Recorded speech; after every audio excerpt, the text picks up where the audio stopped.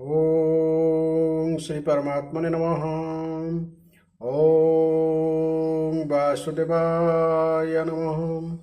ओम व्यासदेवाय नमः। ओम जगन्नाथदासाय नमः। ओम गणेशाय नमः। हे माँ सरस्वती तुमे कंठरे बस, माँ तुमे कंठरे बस। अतिबड़ी जगन्नाथ दास रचित श्रीमद् भागवत महापुराण सप्तम स्कंधर आज आम अष्टम अध्याय श्रवण करिबा।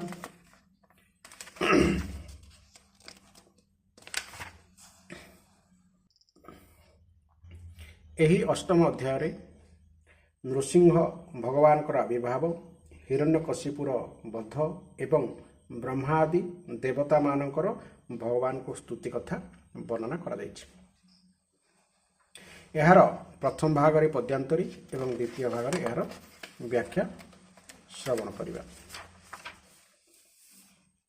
धारावाहिक भाव में शुणापी चैनल टी को निश्चय सब्सक्राइब करंतु एवं फॉलो करंतु एवं प्रत्येक अध्याय धारावाहिक भाव में शुणापी चेष्टा करंतु।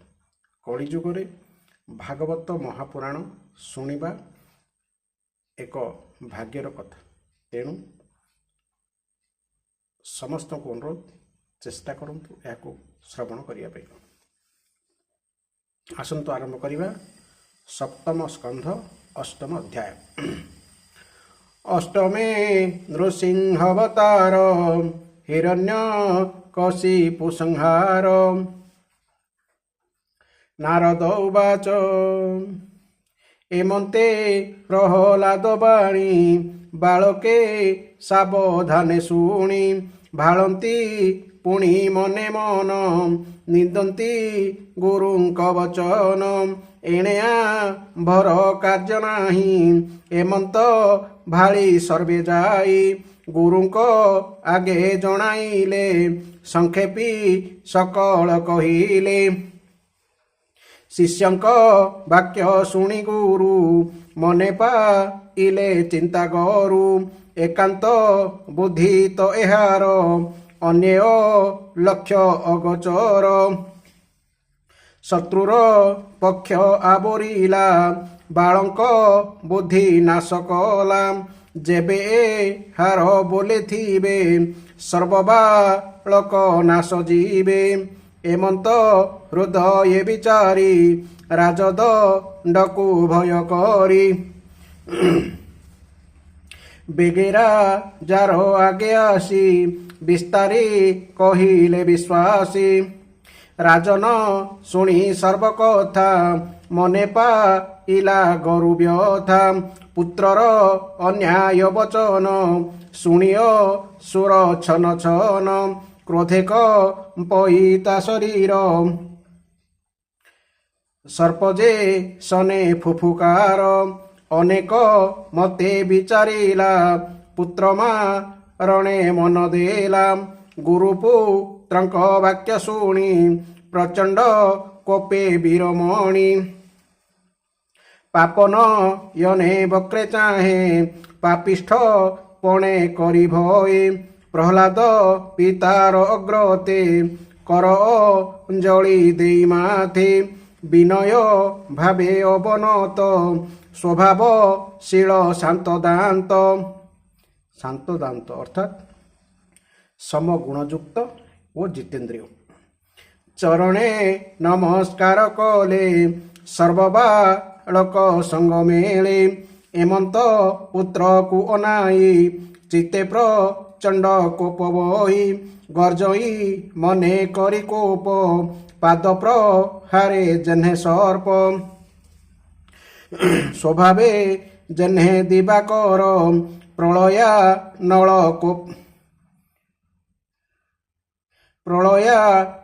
कोप बही।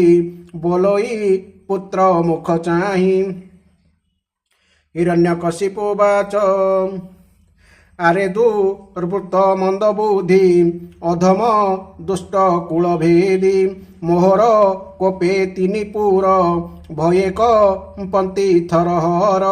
ତ୍ରାସେ କମ୍ପନ୍ତି ଦିଗ ପାଳେ ନକ୍ଷତ୍ରେ ଗଗନ ମଣ୍ଡଳେ ନିର୍ଭୟ ଚିତ୍ତେ ମୂଢ଼ପଣେ ମୋ ଆଜ୍ଞା ଭାଙ୍ଗି ଅପ୍ରମାଣେ କୁପୁତ୍ର ମୋର କୁଳାଙ୍ଗାର ଆଜପେ ଶିବି ଯମପୁର କାହାର ବୋଲେ ଦୁଷ୍ଟପଣେ ମୋ ଆଜ୍ଞା ଭାଙ୍ଗୁ କି କାରଣେ। ପ୍ରହ୍ଲାଦ ଉବାଚ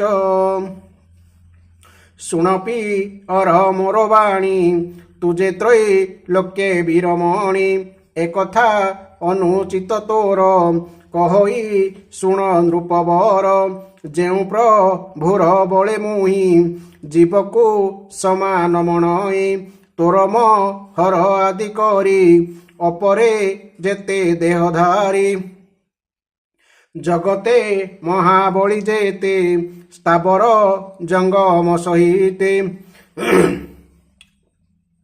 ବ୍ରହ୍ମାଦି ଯେତେ ସୁର ଦେବା ଯାର ଚରଣେ କରେ ସେବା ଯେ ହରି କାଳ କର୍ମ ରୂପୀ ଜଗଦୀଶ୍ୱର ବିଶ୍ୱବ୍ୟାପୀ ପ୍ରାଣୀଙ୍କ ବଳ ପ୍ରାଣ ସେହି ବାହ୍ୟ ଅନ୍ତରେ ବ୍ୟାପୀ ରହି ଇନ୍ଦ୍ରଦେବତା ଇନ୍ଦ୍ରିଗଣ ଇନ୍ଦ୍ରିଙ୍କ ବିଷୟ କାରଣ ଯେ ବିଶ୍ୱ ସଂସାର ସର୍ଜଇ ତ୍ରିଗୁଣ ମାୟା ସଙ୍ଗେ ଲଇ ଭୁଞ୍ଜଇ ଅଶେଷ ଶରୀରେ କ୍ରୀଡ଼ାର ଅନ୍ତେ ଅନ୍ତ କରେ ଏହା ତୁ ବୁଝି ତାକୁ ସ୍ମର ଅସୁର ଭାବ ଦୂର କର ଆତ୍ମାକୁ ଆତ୍ମଜ୍ଞାନେ ରଖ ସକଳ ଘଟେ ସମଦେଖ ଯେ ଭାବେ ରିପୁ ମିତ୍ର ନାହିଁ ସେ ଭାବେ ରହ ମନ ଧ୍ୟାଇ ମିତ୍ରଉ ଦାସ ଶତ୍ରୁପଣେ ମନହୁ ଅନ୍ୟ ନାହିଁ ଜଣେ ଏଭାବେ ଚିନ୍ତି ହୁଅ ସ୍ଥିର କୃଷ୍ଣ ସନ୍ତୋଷେ କର୍ମ କର ତୁଜେ ବୋ ଲାଉ ବୀରମଣି ତ୍ରୈଲୋକ୍ୟ ଦଶ ଦିଶ ଜିଣି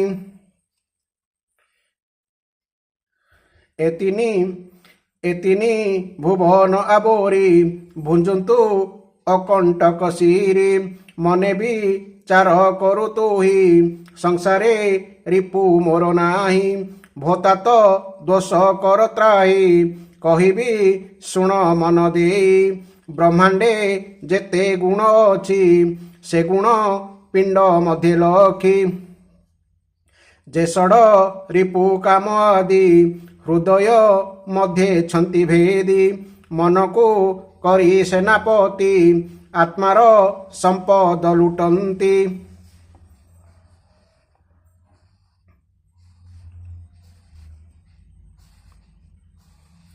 ଏ ଦଶ ଇନ୍ଦ୍ରି ଦିଗ ପାଳେ ଆତ୍ମାକୁ ନାଶନ୍ତି ସମୂଳେ ଏହାକୁ ଦେହେ ନ ନିବାରୁ ମୁଁ ବୀର ବୋଲି ଗର୍ବ କରୁ କାହାକୁ ଜିଣିଲୁ ଜଗତେ ଏବେ ହୋ ଦୃଢ଼ କର ଚିତେ ନାରଦ ଉବାଚ ଏମନ୍ତେ ପ୍ରହ୍ଲାଦ ବାଣୀ ଅସୁର ଦେହ କମ୍ପେ ଶୁଣି ବୋଲଇ ପୁତ୍ର ମୁଖ ଚାହିଁ ନିଶ୍ଚେମ ରିବୁ ଆଜ ତୁହି ଅଧିକ ଯେତେ କଥା କହୁ ତୁଏ ସୁର ଜନ୍ମ ନହୁ ମୃତ୍ୟୁଜା ହାର ସନ୍ନିଧାନ ମନୁହ ରହି ତାର ଜ୍ଞାନ ଆତ୍ମାର ଗତି ନ ପ୍ରମାଣୀ ବାତୁଳ ପ୍ରାୟ କହୁବାଣୀ ଜୀବନେ ଆଶା ନାହିଁ ତୋର ବଚନ କହୁ ଅଗୋଚର ଏତିନି ପୁରେ ମୁଁ ଈଶ୍ୱର ମତହୁଁ କେବା ଅଛିଆର କାହାର ବୋଲେ ତୁ ପାମର ମୋ ବାକ୍যେ ଅବଜ୍ଞା ତୋହର ସ୍ଥାବର ଜଙ୍ଗମ ସହିତେ ମୁହିଁ ପାଳଇ ଏ ଜଗତେ ମତହୁଁ ଯେବେ ଅଛି ଭିନେ ଈଶ୍ୱର ଏତିନି ଭୁବନେ ତୁ ଯେବେ ବୋଲୁ ମୋର ହରି ଦୃଶ୍ୟେ ଛନ୍ତି ପୁରୀ ଆଜ ତୁ ମୋହର ସମକ୍ଷେ ହରିଙ୍କି ଦେଖାଅ ପ୍ରତ୍ୟକ୍ଷେ ସେ ସର୍ବ ସ୍ଥାନେ ଯେବେ ଥାଇ ଏ ସ୍ତମ୍ଭେ କିମ୍ପା ନଦୀ ସଇ तू जेबे बोलू मोर सखा प्रत्यक्षे स्तंभ मध्य देखा आज छे देवी तोर शिर आशिर खुत चक्रधर एमंते पितार बचने प्रहलाद भय कला मने बालक कृष्णर विश्वासे चंचले चाहे दश दिशे देखिला स्तंभ मध्य हरि शंखक मल चक्रधारी उदंड गदा सोहे करे दिशई स्तंभर भितरी बोलई पिता मुख चाही कपाळे बेनी कर दे देखो ए स्तंभ मध्य हरि प्रत्यक्षे छंती विजे करी एमंते पुत्र मुख शुणी कोपेय सुर नृपमणि डेऊ ठिला शिर झुणी खड़ग करे वीरमणि पुत्र को चाही कोप दृष्टि ओष्ठेचा पीण दंतपाटी तीक्ष्म खड़ग धरी करे आसनु उठी कोप भरे स्तंभ को चाही कोप दृष्टि प्रहार कला बाम मुष्टि तक्षणे घोर नाद करी स्तंभ भितरे नरहरि अति भीषण घोर नादे ब्रह्मांड पुरीला सबदे ब्रह्मादि भुवन पालके भये कंपिले एके एके शपद शोभे घड़घड़ी ब्रह्मांड पड़िला कि झड़ी अद्भुत घोर नाद शुणी कोपे धाइला खड्ग घेनी देखिक पिले दिगपाल धइला प्रहलाद बाल देखई स्तंभे केही नाही बोलई पुत्र मुख चाही आजपे शिवी जमपुर देखा का हित चक्रधर से प्रभु भकत बछल देखिले भृत्यर विकल जेहरि सर्वभूते पुरी भक्तवचन सत्य करी स्तंभर मध्य दैत्यारी नरके सरी रूप धरी अद्भुत रूप देवराय नुहे न रकी पशुकाय अद्भुत रूप भयंकर देखिबी चार असुर ए रूप देखिला तो नाही स्तंभे प्रकाशिला काहि दग्धकांचन प्राय बन कर्कश पिंगल लोचन स्फुरित केशर कंपने जल दे उड़िले गगने विस्तार तुंड बेनिकले जिह्वाबु लांति अंतराले विकट दंत बेनिपाटी निष्ठुर चंचल भ्रुकुटी ऊर्ध्वे चलई कर्ण दुई गिरिगु हार प्राय हुई नासिका रंध्र अंधकार हनुबी शेषे भयंकर अदीर्घ स्थूल ग्रीवादेश शरीर स्पर से आकाश विस्तार बक्ष स्थल साजे क्षीण उदर जे विराजे चंद्रग उर तनुरुहे विश्वपुरित विश्वदेहे करच रण नखायुध ता देखि कंपिले विबुध विबुध माने देवता असुरे पळाइले त्रासे भयलु चिले दश दिशे एमंत रूप देखि आगे दानव पति महारागे गदाबु लाई अति खरे धाइला नृसिंह उपहरे घोरस बधे महावीर देखि कंपिले सुर नर जेहरि मायावींक बर ता कहीं जानिब असुर धामई गदा तोली हस्ते अग्निकी पतंग जेमंते गदाऊ चाई महावीर पिटिला नृसिंह उपर पुणी प्रहारे बामदके देवे दे खंती अंतरिके दक्षे बाम दक्षी अर्थात बाम और डाहाण पटोर।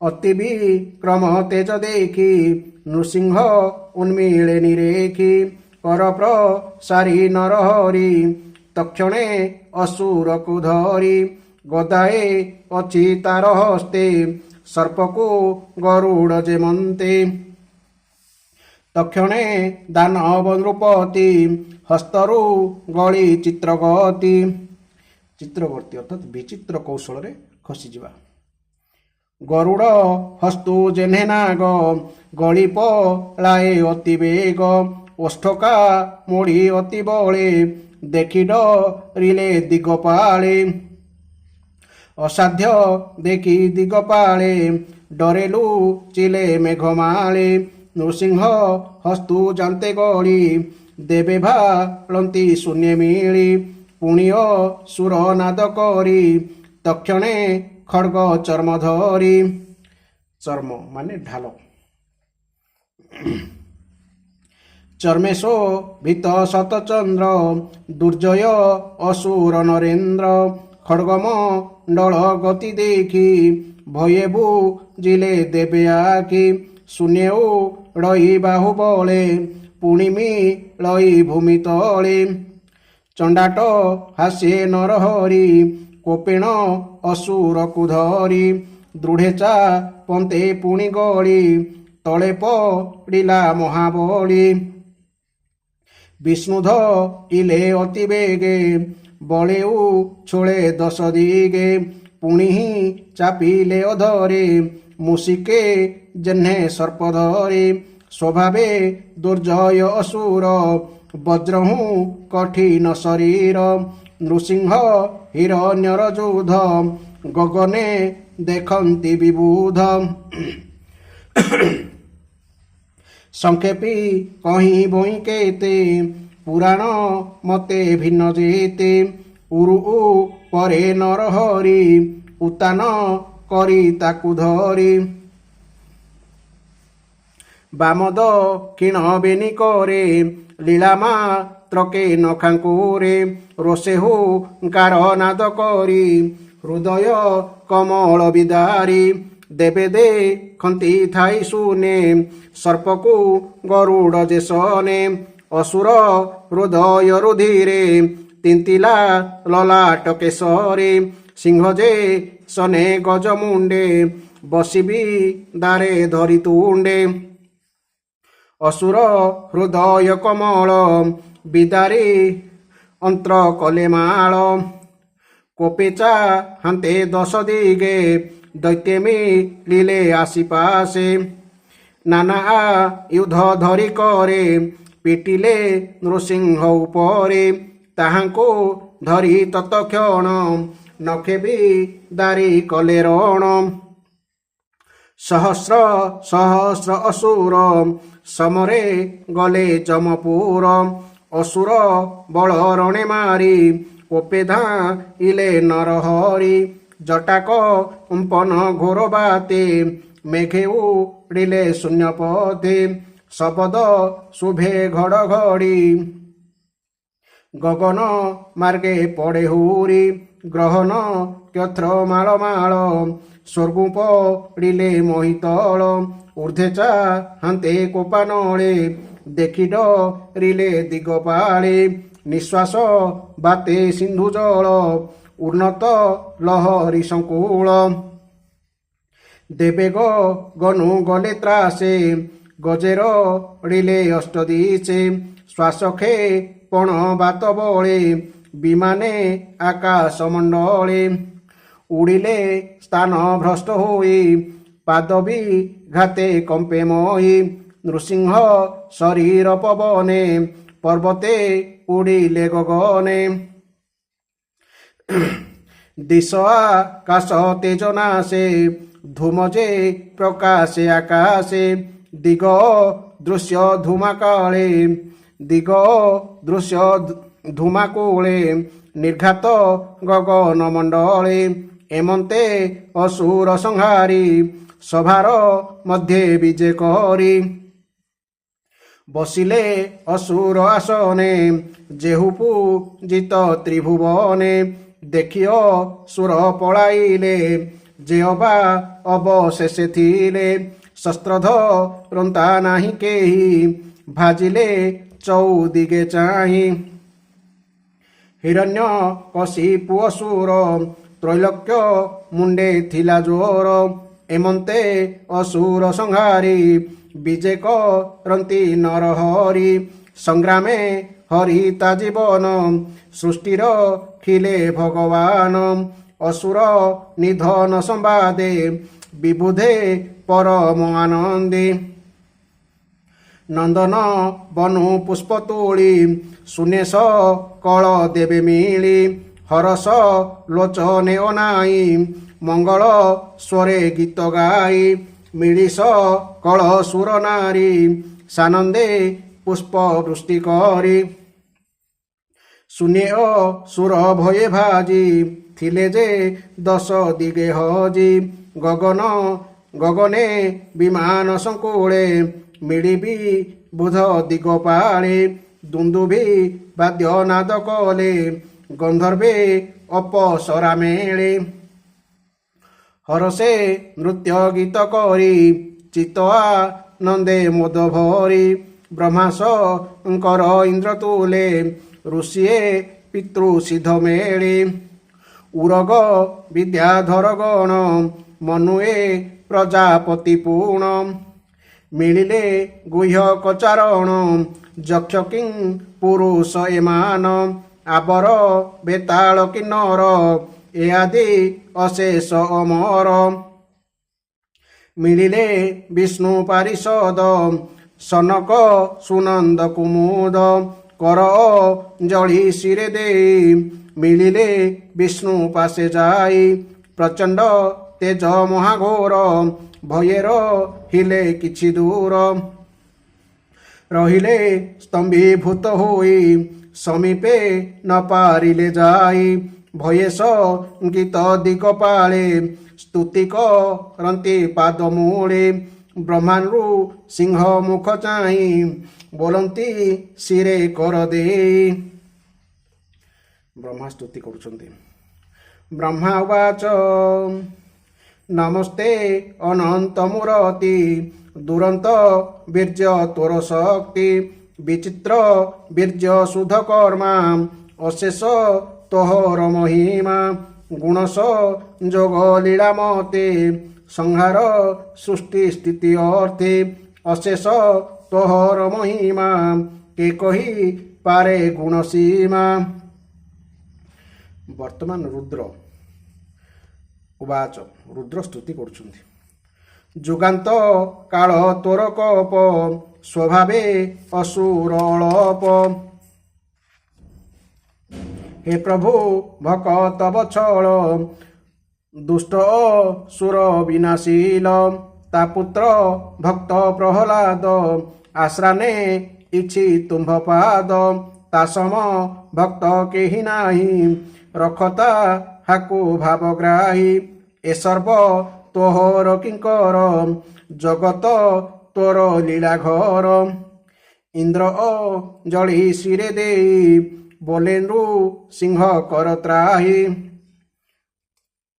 ବର୍ତ୍ତମାନ ଇନ୍ଦ୍ର ସ୍ତୁତି କରୁଛନ୍ତି ଇନ୍ଦ୍ର ଉବାଚ ଏ ମହାସୁର ଆଦି ବେଗ ଏ ମହାସୁର ଅତି ବେଗ ଯଜ୍ଞ ହବିର୍ଭାଗ ବଳେ ଭୂ ଜୟୀ ଆକର୍ଷି ଆମ ହୃଦୟ ପଦ୍ମେ ପଶି ତୁନାଥ ସର୍ବପ୍ରାଣୀଙ୍କର ହୃଦୟ ପଦ୍ମେ ତୋର ଘର ସେ ପଦ୍ମ ଅସୁର ଶଶାଙ୍କେ ମୁଦ୍ରିତ ଥିଲା ଅତିରେକେ ତୁ ଏବେ ରବି ରୂପ ଧରି ହୃଦୟ ପଦ୍ମ ଭେଦ କରି ତୋହର ଗୃହ ତୁ ମାର୍ଜିଲୁ ଆମ୍ଭଙ୍କୁ ଯଜ୍ଞ ଭାଗ ଦେଲୁ ଏ ଘୋର ସଂସାର ସାଗରେ ପ୍ରାଣୀ ଜୀବନ ନିରନ୍ତରେ ଅଜ୍ଞାନ କରେ ନିତ୍ୟଗ୍ରସ୍ତ କିବା କହିବା ତୋ ଅଗ୍ରତ ତୋର ସେ ବକ ପ୍ରାଣୀଙ୍କର ତୁନାଥ ଶରଣ ସୋଦର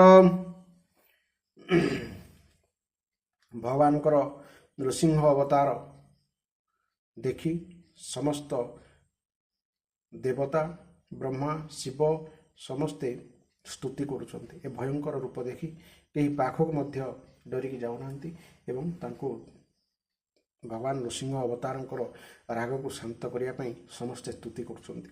ବର୍ତ୍ତମାନ ଋଷିମାନେ କହୁଛନ୍ତି, ତୋର ଚରଣ ଧ୍ୟାନ ଅର୍ଥେ ତପସ ପାଦି ଏ ଜଗତେ, ତୋର ବଚନେ ଆମ୍ଭେ ରହି ସଂସାରେ ବିପ୍ର ଦେହ ବହି, ସେ ତପ ସାଧିବାର କଷ୍ଟ ବଳେ ହି ରଣ୍ୟ କଲା ନଷ୍ଟ। ତୋର ବଚନେ ତୋତେ ଭାବି ଦୃଢ଼େ ପ୍ରଦାର ବିନ୍ଦେ ସେବି, ସେ ମନ ଭାଙ୍ଗିଲା ଆମ୍ଭର ନିଜ ପ୍ରତାପେ ଏ ଅସୁର, ଏବେ ହାକୁ ନାଶ କରି ଆମ୍ଭର ତପ ରକ୍ଷା କରି, ରଖିଲୁ ବିପ୍ର ଋଷି ଧର୍ମ ତୁ ନାଥ ସର୍ବକୁଳ ଧର୍ମ। ପିତରମାନେ କହୁଛନ୍ତି, ସ୍ତୁତି କରୁଛନ୍ତି, ପିତର ଉଚୁହୁ ଆମ୍ଭର ଶ୍ରାଦ୍ଧ କର୍ମ ଯେତେ, ପୁତ୍ରେ କରନ୍ତି ବେଦମତେ, ଆମ୍ଭଦି ବସା ଶ୍ରାଦ୍ଧ କାଳେ ଅସୁର ଭୁଞ୍ଜେ ଆସିବଳେ, ତିଳଉ ଦକ ଯେତେ ତୀର୍ଥେ ପୁତ୍ରେ କରନ୍ତି ଧର୍ମମତେ, ସେ ଶ୍ରାଦ୍ଧ ଜଳ ପାନ କରେ ଅର୍ପିତ ଦାନ ବଳେ ହରେ, ଆମ୍ଭର ଜଳ ପିଣ୍ଡ ଯେତେ ଥିଲା ସୁର ଗର୍ଭଗତେ, ନଖ ଅଙ୍କୁରେ ତାହା ଚିରି ଆମ୍ଭଙ୍କୁ ଦେଲୁ ନରହରି। ସିଦ୍ଧମାନେ ବର୍ତ୍ତମାନ ସ୍ତୁତି କରୁଛନ୍ତି, ସିଦ୍ଧା ଉଚୁହୁ ଆମ୍ଭର ଯୋଗ ସିଦ୍ଧ ଗତି, ବଳେ ହରିଲା ଦୈତ୍ୟପତି, ତାହାକୁ ନଖେ ବିଦାରିଲୁ ତୁ ନାଥ ଆମ୍ଭଙ୍କୁ ରଖିଲୁ, ତୋର ଚରଣେ ନମସ୍କାର ଯେଣୁ ତୁ ଶରଣ ସୋଦର। ବିଦ୍ୟାଧର ମାନେ ବର୍ତ୍ତମାନ ସ୍ତୁତି କରୁଛନ୍ତି, ବିଦ୍ୟାଧର ଉଚୁହୁ ଆମ୍ଭର ଅନ୍ତର୍ଧ୍ୟାନ ଗତି, ବଳେ ହରିଲା ଦୈତ୍ୟପତି, ତାହାଙ୍କୁ ପଶୁ ବଧ ପ୍ରାୟ ସଂହାର କଲ ଦେବରାଏ, ମାୟାନୃ ସିଂହ ଅବତାର ଆମ୍ଭେ ଯେ ଶରଣ ତୋହର। ନାଗା ଉଚୁହୁ ନାଗମାନେ ସ୍ତୁତି କରୁଛନ୍ତି, ଆମ୍ଭ ଫଣାରେ ଯେତେ ମଣି ଯେ ଗୃହେ ଉତ୍ତମର ମଣି, ସର୍ବହରିଲା ବାହୁବଳେ ଅଜେୟ ଭୁବନ ମଣ୍ଡଳେ, ସେ ଭୟ ନିବାରି ଗୋବିନ୍ଦ ଆମ୍ଭଙ୍କୁ ଦେଲୁ ତୁ ଆନନ୍ଦ, ତୁ ନାଥ ସଂସାର ଉଦ୍ଧର ତୋର ଚରଣେ ନମସ୍କାର। ମନବ ଉଚୁହୁ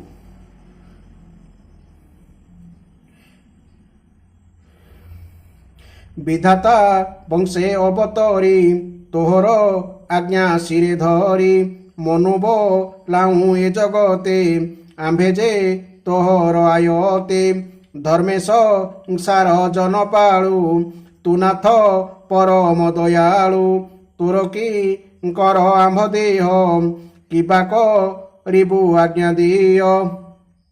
ପ୍ରଜାପତୟ ଉଚୁହୁ ତୋ ପ୍ରଜା ସୃଷ୍ଟିର ପାଳନେ ଆମ୍ଭଙ୍କୁ ସର୍ଜି ବିଦ୍ୟମାନେ, ରଖିଲୁ ପ୍ରଜା ପାଳ କରି ଆମ୍ଭେ ତୋ ଆଜ୍ଞା ଶିରେ ଧରି, ସୃଷ୍ଟି ପାଳନ କରୁ ଭଲେ ମାନବ ପ୍ରଜାପତି ତୁଲେ, ଅସୁର ଭୟ ଚିତ୍ତେ ବହି ସ୍ଥାନେ ନ ପାରୁ ଆମ୍ଭେ ରହି, ସେ ବୀର ତୋର ନଖ ଘାତେ ମରିଷୋ ଇଲା ଭୂମି ଗତେ, ତୁ ସତ୍ୱ ମୂର୍ତ୍ତି ଦାମୋଦର ଏତ ନୃ ସିଂହ ଅବତାର, ଜଗତ ମଙ୍ଗଳ ବିଧାନ ସଂସାର ରଖ ଭଗବାନ। ଗନ୍ଧର୍ବ ମାନେ ବର୍ତ୍ତମାନ କହୁଛନ୍ତି, ସ୍ତୁତି କରୁଛନ୍ତି, ଗନ୍ଧର୍ବା ଉଚୁହୁ ଭୋନାଥ ତୋହର ବଚନେ ନିତ୍ୟ ଦେବଙ୍କ ସନ୍ନିଧାନେ, ନୃତ୍ୟ ଖଟଣି ଗୀତ ସ୍ୱରେ ଖଟୁ ଯେ ଥିଲୁ ନିରନ୍ତରେ। ଏବେ ତାଣ୍ଡବେ ଦୈତ୍ୟ ପାଶେ ନିରତେ ଖଟୁ ଅବକାଶେ। ଭୟେ ନ ପାରୁ ସ୍ଥାନେ ରହି ତାହାର ଆଜ୍ଞା ଶିରେ ବହି।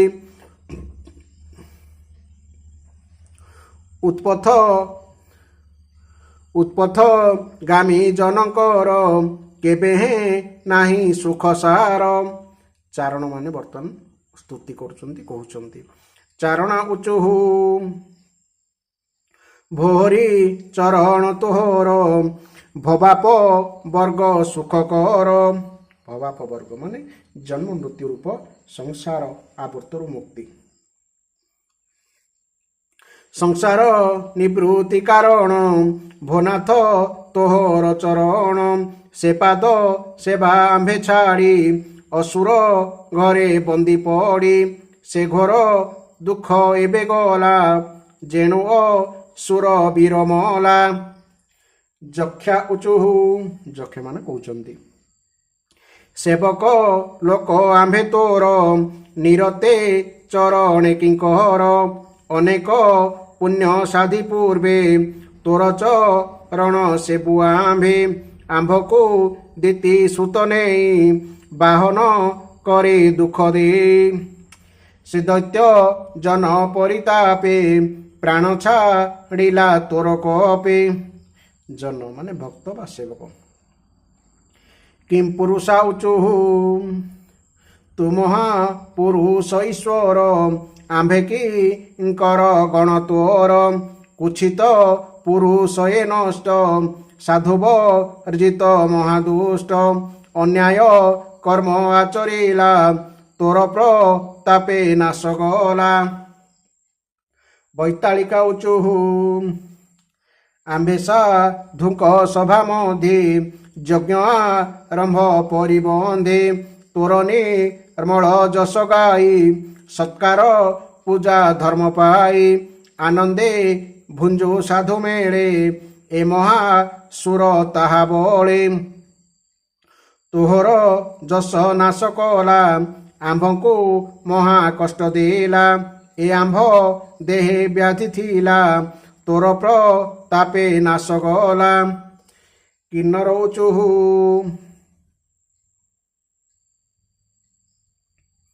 କିନ୍ନରା ଉଚୁହୁ ତୋର କିଙ୍କର ଗଣ ଆମ୍ଭେ।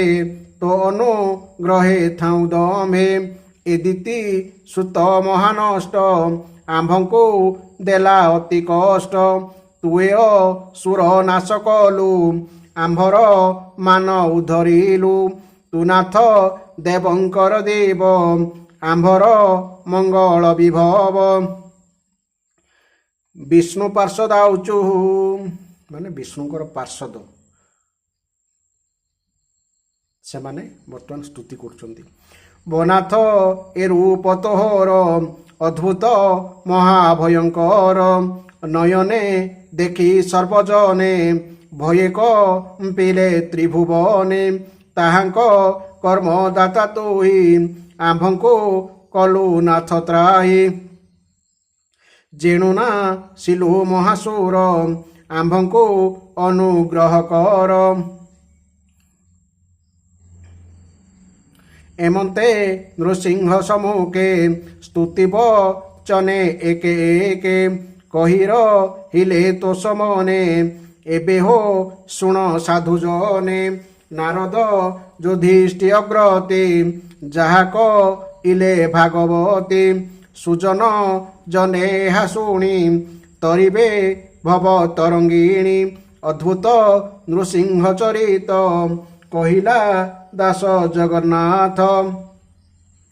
ଇତି ଶ୍ରୀମଦ୍ ଭାଗବତେ ମହାପୁରାଣେ ପରମହଂସ ସଂହିତାୟାଂ ସପ୍ତମ ସ୍କନ୍ଧେ ପ୍ରହ୍ଲାଦୁଚରିତେ ଦୈତ୍ୟରାଜ ବଧେ ନୃସିଂହସ୍ତବ ନାମ ଅଷ୍ଟମୋଧ୍ୟାୟଃ।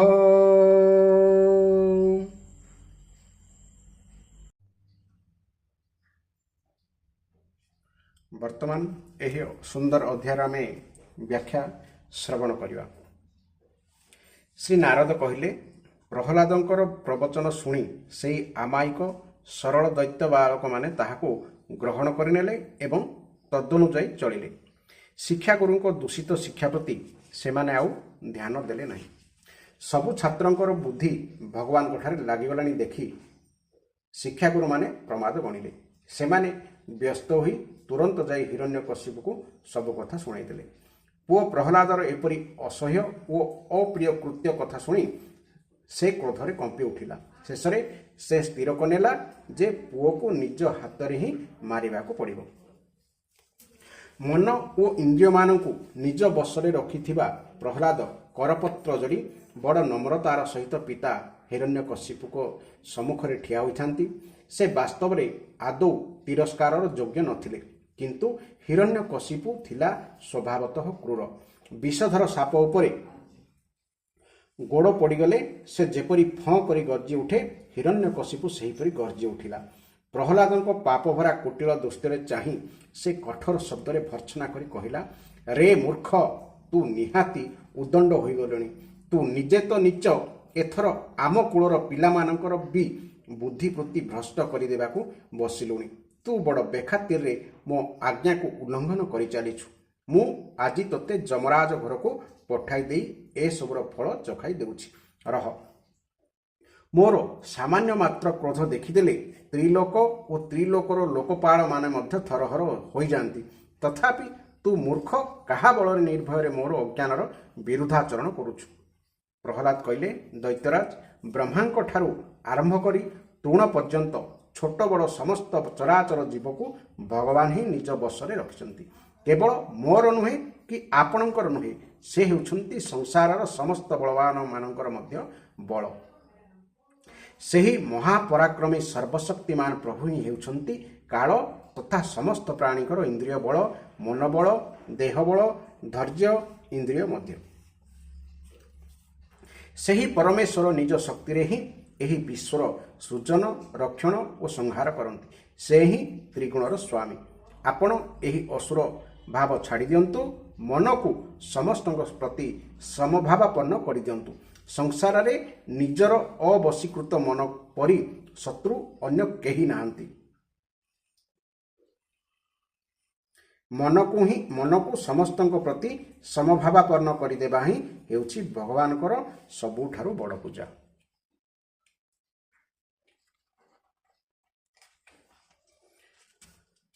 ଷଢ଼ ଇନ୍ଦ୍ରିୟ ରୂପୀ ଡକାୟତମାନେ ଜୀବର ସକଳ ସମ୍ପଦ ଲୁଟି ନିଅନ୍ତି। ଯେଉଁ ଲୋକ ଏହି ଇନ୍ଦ୍ରିୟମାନଙ୍କୁ ଆଦୌ ଜୟ କରିନାହିଁ ଅଥଚ ଭାବୁଛି ଯେ ସେ 10 ଦିଗ ଜିତି ଯାଇଛି, ଜାଣନ୍ତୁ ସେ ହେଉଛି ଗୋଟାଏ ବଡ଼ ମୂର୍ଖ। କିନ୍ତୁ ଯେଉଁ ଜ୍ଞାନୀ ଓ ଜିତେନ୍ଦ୍ରିୟ ମହାତ୍ମା ସମସ୍ତ ପ୍ରାଣୀଙ୍କ ସହିତ ସମଭାବ ରଖି ପାରିଛନ୍ତି ଓ ସମଭାବରେ ପ୍ରତିଷ୍ଠିତ ହୋଇସାରିଛନ୍ତି, ତାହାଙ୍କର ଅଜ୍ଞାନ ଜନିତ କାମ, କ୍ରୋଧ ଆଦି ଶତ୍ରୁମାନେ ଯେଉଁଠି ସ୍ୱତଃ ମରି ହଜିଯାଆନ୍ତି, ସେଠାରେ ତାଙ୍କର ବାହ୍ୟ ଶତ୍ରୁ ବା ରହିପାରିବ କିପରି? ହିରଣ୍ୟକଶିପୁ ପଚାରିଲା, ରେ ମନ୍ଦବୁଦ୍ଧି, ତୋର ଏହି ବଡ଼ିମା ଦେଖାଇ କଥା କହିବାଟା ମଧ୍ୟ ସୀମା ଟପିଗଲାଣି। ଏଥର ସ୍ପଷ୍ଟ ହୋଇଗଲା ଯେ ତୁ ମରିବାକୁ ହିଁ ଅଡ଼ି ବସିଛୁ। ତେଣୁ ତୁ ଏପରି ବାଚାଳଙ୍କ ପରି କଥା କହୁଛୁ। ତୋର ସେହି ଜଗଦୀଶ୍ୱରକୁ ମୁଁ ବି ଆଜି ଦେଖିଦେବି। ହଁ, କ'ଣ କହିଲୁ? ସେ ସବୁଠାରେ ଅଛି। ଯେ ସବୁଠାରେ ଅଛି ସେ ତ ଏହି ପଥର ସ୍ତମ୍ଭରେ ଦେଖାଯାଉନି କାହିଁକି? କ'ଣ ଏ ସ୍ତମ୍ଭ ଭିତରେ ବି ତୋତେ ସେ ଦେଖାଯାଉଛି? ତୁ କେତେ ଫୁଟାଣି ମାରିବୁ ମୁଁ ଦେଖୁଛି। ରହ, ମୁଁ ଏହି କ୍ଷଣି ତୋର ଏହି ମୁଣ୍ଡ ଗଣ୍ଡି କାଟି 2 ଖଣ୍ଡ କରିଦେବି। ତୋର ସେହି ଯେଉଁହରି ସର୍ବତ୍ର ରହିଛି, ଯାହା ଉପରେ ତୋର ଏତେ ଭରସା, ସେ ତୋତେ କିପରି ରକ୍ଷା କରିବ ମୁଁ ଆଜି ଦେଖିବି। ତାପରେ ନାରଦ କହିଲେ, ସେହି ଅତ୍ୟନ୍ତ ବଳବାନ ମହାଦୈତ୍ୟ ଭଗବାନଙ୍କର ପରମ ଭକ୍ତ ପ୍ରହ୍ଲାଦଙ୍କୁ ଏପରି ଭାବରେ ବାରମ୍ବାର ଧମକ ଦେଇ ଯନ୍ତ୍ରଣା ଦେବାକୁ ଲାଗିଲା। ଶେଷରେ ସେ ଯେତେବେଳେ ତାହାର କ୍ରୋଧ ଆଉ ଅଧିକ ସମ୍ଭାଳି ପାରିଲା ନାହିଁ, ସେତେବେଳେ ସେ ତାହାର ହାତରେ ତରବାରି ଧରି ସିଂହାସନରୁ ତଳକୁ ଡେଇଁ ପଡ଼ିଲା ଓ ସେହି ସ୍ତମ୍ଭ ଉପରେ ଏକ ଭୀଷଣ ମୁଷ୍ଟି ପ୍ରହାର କରିଦେଲା। ମୁଷ୍ଟି ପ୍ରହାର କରିଦେବା କ୍ଷଣି ସ୍ତମ୍ଭ ଭିତରେ ଏକ ଭୟଙ୍କର ଶବ୍ଦ ହେଲା।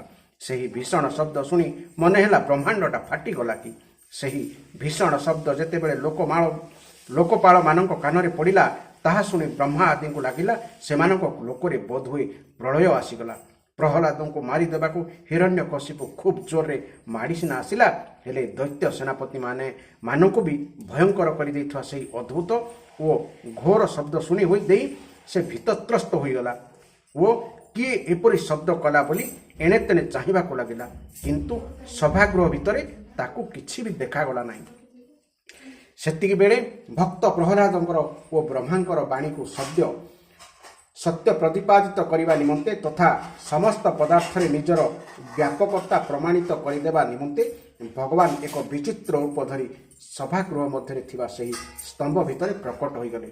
ତାହା ସମ୍ପୂର୍ଣ୍ଣ ସିଂହର ରୂପ ନଥିଲା କି ସମ୍ପୂର୍ଣ୍ଣ ମନୁଷ୍ୟର ରୂପ ନଥିଲା। କିଏ ଏପରି ଶବ୍ଦ କଲା ବୋଲି ହିରଣ୍ୟକଶିପୁ ଏଣେ ତେଣେ ଚାହିଁ ଖୋଜୁ ଖୋଜୁ ସ୍ତମ୍ଭ ଭିତରୁ ବାହାରିଥିବା ସେହି ବିଚିତ୍ର ପ୍ରାଣୀକୁ ଦେଖି ପକାଇଲା। ତାଙ୍କୁ ଦେଖି ସେ ଚିନ୍ତାରେ ପଡ଼ିଗଲା, ଆରେ ଇଏ ତ ମନୁଷ୍ୟ ନୁହେଁ କି ପଶୁ ନୁହେଁ, ଏ ତ ନୃସିଂହ ରୂପରେ କୌଣସି ଏକ ଅଲୌକିକ ଜୀବ ବାହାରିଛି। ସେ ଏପରି ବିସ୍ମୟରେ ପଡ଼ିଥିବା ବେଳେ ନୃସିଂହ ଭଗବାନ ଯାଇ ଠିକ୍ ତା ସମ୍ମୁଖରେ ଉଭା ହୋଇଗଲେ। ତାହାଙ୍କର ସେହି ଭୟଙ୍କର ରୂପ ଅତ୍ୟନ୍ତ ଭୟଙ୍କର ହୋଇଥାଏ। ତପ୍ତ ସୁବର୍ଣ୍ଣ ପରି ଦୀପ୍ତିମାନ ଭୟାନକ ଚକ୍ଷୁ। ସେ ଆଁ କରିଦେଇଥିବାରୁ ବେକ ପାଖର କେଶର ସବୁ ଟାଙ୍କୁରି ଉଠି ତରଙ୍ଗାୟିତ ହେଉଥାଏ। ତୀକ୍ଷ୍ମ ଦାନ୍ତ ଗୁଡ଼ିକ ବଡ଼ ଭୟଙ୍କର ଦିଶୁଥାଏ।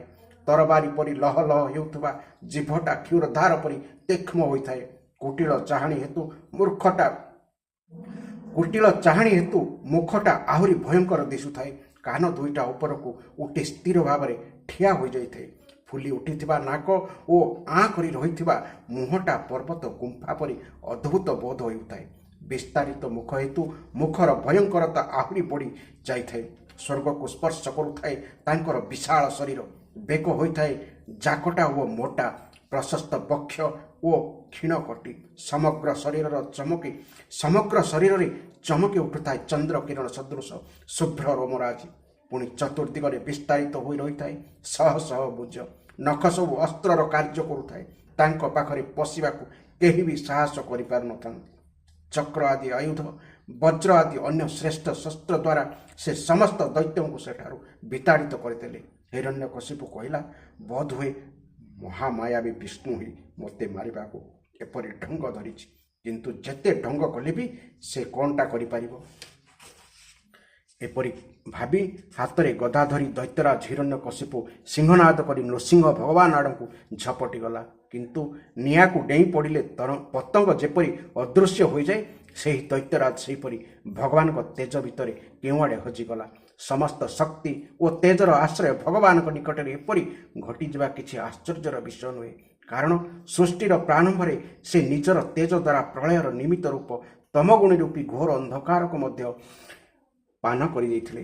ଏହାପରେ ଭଗବାନଙ୍କ ଆୟତରେ ପଡ଼ିଥିବା ସେହି ଦୈତ୍ୟ ଅତ୍ୟନ୍ତ କ୍ରୋଧରେ କମ୍ପି ଉଠିଲା ଏବଂ ନିଜର ଗଦାକୁ ଜୋରରେ ବୁଲାଇ ବୁଲାଇ ନୃସିଂହ ଭଗବାନଙ୍କୁ ପ୍ରହାର କଲା। ଗରୁଡ଼ ଯେପରି ସାପକୁ ଧରିନିଏ, ସେ ପ୍ରହାର କରୁ କରୁ ଭଗବାନ ସେହିପରି ତାକୁ ତାର ଗଦା ସହିତ ଧରି ପକାଇଲେ। କିନ୍ତୁ ଗରୁଡ଼ ସାପକୁ ଖେଳାଉ ଖେଳାଉ ସାପ ଯେପରି ବେଳେବେଳେ ତା ହାତରୁ ଖସିଯାଇ ପଳାଇବାକୁ ଚେଷ୍ଟା କରେ, ପ୍ରଭୁ ତାହାକୁ ସେହି ଖେଳାଉ ଖେଳାଉ ସେ ତାର ହାତରୁ ସେହିପରି ଖସିଗଲା। ହେ ଯୁଧିଷ୍ଠିର, ସେତେବେଳେ ସମସ୍ତ ଲୋକପାଳ ମେଘ ରାଜ୍ୟରେ ଲୁଚି ରହି ସେହି ଦୁହିଁଙ୍କର ଯୁଦ୍ଧ ଦେଖୁଥାନ୍ତି। ସେମାନଙ୍କ ସ୍ୱର୍ଗକୁ ତ ବହୁ ପୂର୍ବରୁ ହିରଣ୍ୟକଶିପୁ ଛଡ଼ାଇ ନେଇଥିଲା। ବର୍ତ୍ତମାନ ଏହି ଘଟଣା ଦେଖି ସେମାନେ ଆହୁରି ଡରିଗଲେ। ଏଣେ ହିରଣ୍ୟକଶିପୁ ଭାବିଲା ଯେ ତାର ବଳବୀର୍ଯ୍ୟ ଦେଖି ନୃସିଂହ ତାକୁ ଡରିଯିବାରୁ ହିଁ ହାତରୁ ଛାଡ଼ିଦେଲେ। ଏପରି ଭାବି ତାର କ୍ଳାନ୍ତି ଦୂର ହୋଇଗଲା। ସେ ପୁଣି ଥରେ ଢାଲ ଧରି ତରବାରୀ ଧରି ପ୍ରଭୁଙ୍କ ଉପରକୁ ଝପଟି ଆସିଲା। ଏଥର ସେ ବାଜପକ୍ଷୀ ପରି ଭୀଷଣ ବେଗରେ ଡେଇଁକୁଦି ଢାଲ ତରବାରୀ ଚଳାଇ ଏପରି ଭାବରେ ପଇନ୍ତରା ବଦଳାଇବାକୁ ଲାଗିଲା, ଯେପରିକି ତାକୁ ପ୍ରତ୍ୟାକ୍ରମଣ କରିବାକୁ ଅପର ପକ୍ଷକୁ ଆଦୌ ସୁଯୋଗ ମିଳିବ ନାହିଁ। ତାହା ଦେଖି ଭଗବାନ ଉଚ୍ଚ ସ୍ୱରରେ ଏପରି ଭୟଙ୍କର ଅଟ୍ଟହାସ୍ୟ କଲେ ଯେ ସେଥିରେ ହିରଣ୍ୟକଶିପୁର ଆଖି ବୁଜି ହୋଇଗଲା।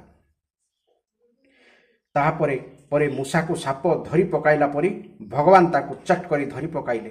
ଯେଉଁ ହିରଣ୍ୟକଶିପୁ ଏତେ ବଳବାନ ଥିଲା ଯେ ବଜ୍ରାଘାତରେ ମଧ୍ୟ ତା ଚର୍ମରେ ଦାଗଟିଏ ବି ପଡ଼ୁନଥିଲା, ସେ ବର୍ତ୍ତମାନ ଭଗବାନଙ୍କ ହାତରୁ ଖସିଯିବା ପାଇଁ ଜୋରରେ ଛାଟିପିଟି ହେବାକୁ ଲାଗିଲା।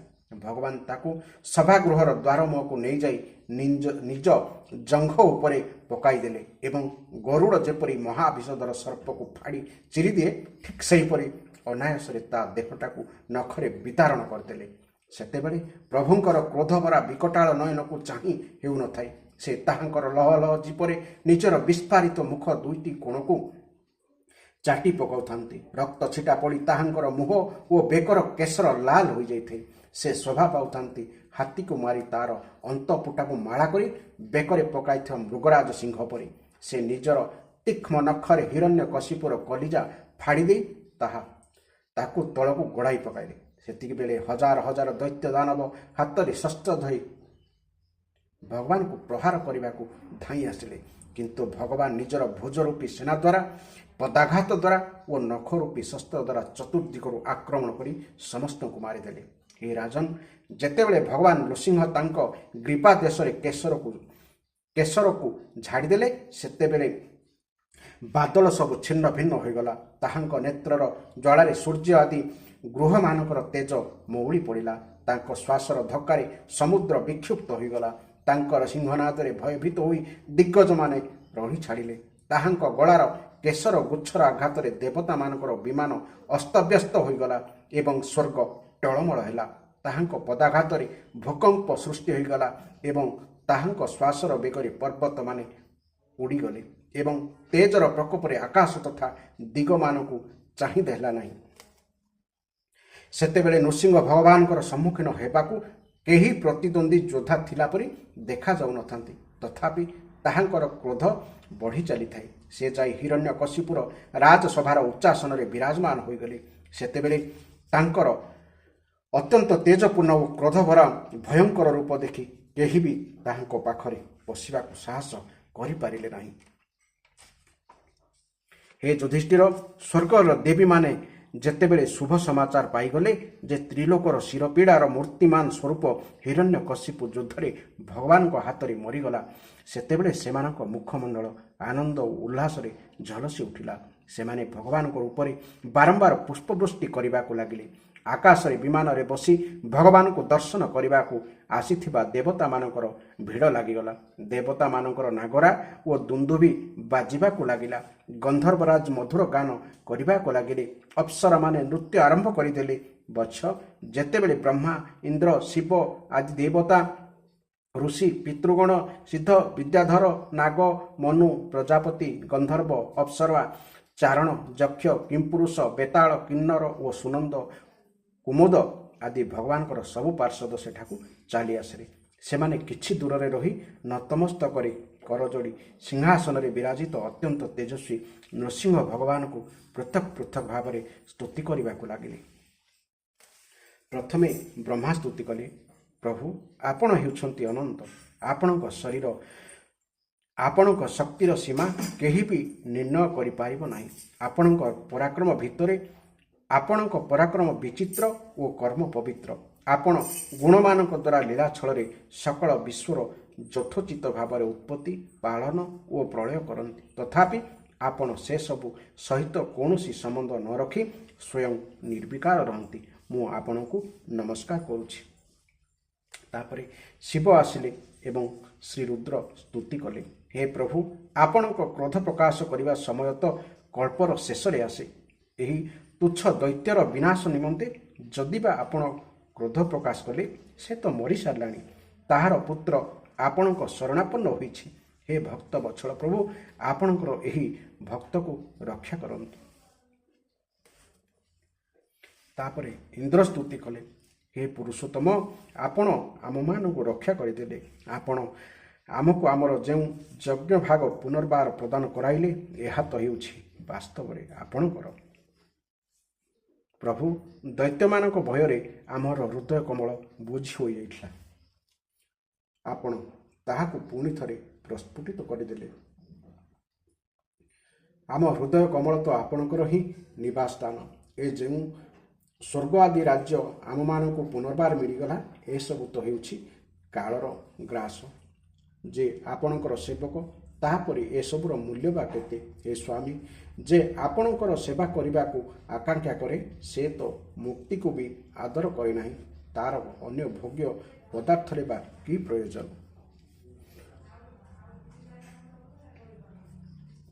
ଋଷିମାନେ ସ୍ତୁତି କଲେ, ହେ ପୁରୁଷୋତ୍ତମ, ଆପଣ ନିଜ ଭିତରେ ଲୀନ ହୋଇଯାଇଥିବା ଜଗତକୁ ତପସ୍ୟା ଦ୍ୱାରା ହିଁ ପୁନର୍ବାର ସୃଷ୍ଟି କରିଥିଲେ ଏବଂ ଆମମାନଙ୍କ ଉପରେ କୃପା କରି ସେହି ଆତ୍ମତେଜ ସ୍ୱରୂପ ଶ୍ରେଷ୍ଠ ତପସ୍ୟା କରିବାକୁ ଆମ୍ଭମାନଙ୍କୁ ଉପଦେଶ ଦେଇଥିଲେ। ଏହି ଦୁଷ୍ଟ ଦୈତ୍ୟ ତାହାକୁ ଉଚ୍ଛେଦ କରିଦେଇଥିଲା। ହେ ଶରଣାଗତ ବତ୍ସଳ, ସେହି ତପସ୍ୟାକୁ ରକ୍ଷା କରିବା ନିମନ୍ତେ ଆପଣ ଅବତାର ଗ୍ରହଣ କରି ଆମର ତପସ୍ୟାକୁ ପୁଣି ଥରେ ଅନୁମୋଦନ କଲେ।